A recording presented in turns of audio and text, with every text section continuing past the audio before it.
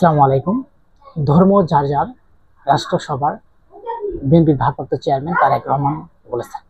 আসলে এটা কতটুকু যৌক্তিক এবং কতটুকু সত্য, সেসব বিষয় নিয়ে আজকের আমার এই বিশ্লেষণ। আমি আপনাদের সাথে আছি ফারুক হাসান। ধর্ম যার যার, উৎসব তার তার।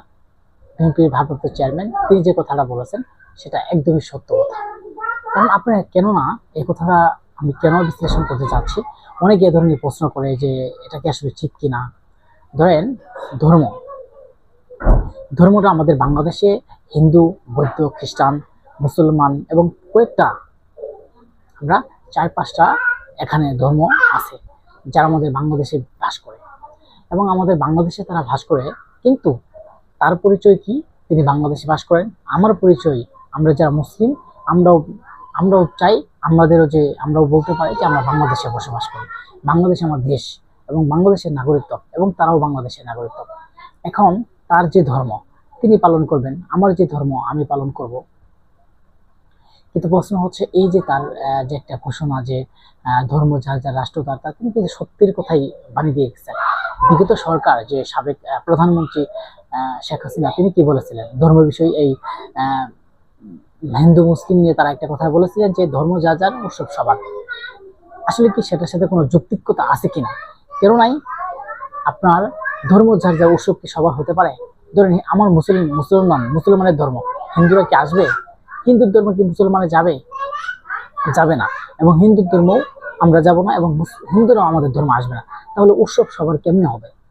তিনি যে সাবেক যে প্রধানমন্ত্রী বলেছেন, আসলে সেসব বিষয় নিয়ে আমি আলোচনা করি না। আজকের যে বিষয় নিয়ে আলোচনা, যে এখন এই যে ধর্ম যার যার, রাষ্ট্র সবার, সেটা না হয়ে হচ্ছে ধর্ম যার যার, উৎসব সবার। এই পর্যায়ে শেখ হাসিনার যে বাণী, শেখ হাসিনা যে সাবেক প্রধানমন্ত্রী যে বাণীটা দিয়ে গেছিলেন, সেটা এখন সত্য প্রকাশ পাচ্ছে। আমি একথাটা কেন বললাম, তারেক রহমানও কিন্তু বলেছেন যে ধর্ম যার যার, রাষ্ট্র সবার। এখানে কিন্তু উৎসবের কথা বলা হয়নি। কিন্তু শেখ হাসিনা যে কথাটা বলে গেছেন, সেটা আমরা জামাতের মধ্যে এখন প্রতিফলন দেখতে পাচ্ছি। আমি কেন, আপনারা বলেন যে আপনি জামাত নিয়ে কেন বারবার কথা বলেন, আমি জামাত নিয়ে যে সত্য এটা আমি তুলে ধরবো। কারণ এই যে দেখেন, দুর্গাপূজাতে তারা মুসলমান হয়ে টুপি মাথায় দিয়ে, মাথার চাদর দিয়ে, তারা একটু পাগড়ি ঠাগড়ি বেঁধে তারা ওই মন্দিরে যায় বসে আছে। কিসের জন্য তারা বসে আছে?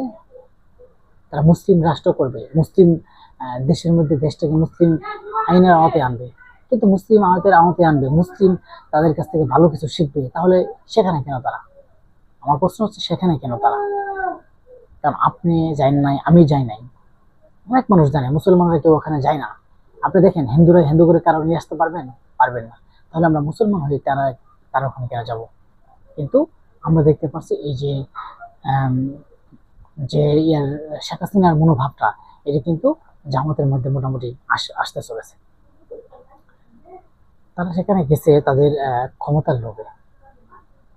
তাদের ভোট প্রয়োজন, এবং আগামীতে তারা সংসদ নির্বাচন করবে, এবং নির্বাচনে তাদের অনেক ভোট প্রয়োজন, এবং তারা এমপি হবে, এই ঘোষণায় তারা গেছে ওখানে। আমরা মনে করি এটা তাদের জন্য তাদের ব্যক্তিগত ব্যাপার, কিন্তু তাদের নিয়ে আমি আলোচনাটা করবো না। কিন্তু তারেক রহমানের দিক নির্দেশনায় বিএনপি কিন্তু আরো এগিয়ে যাবে।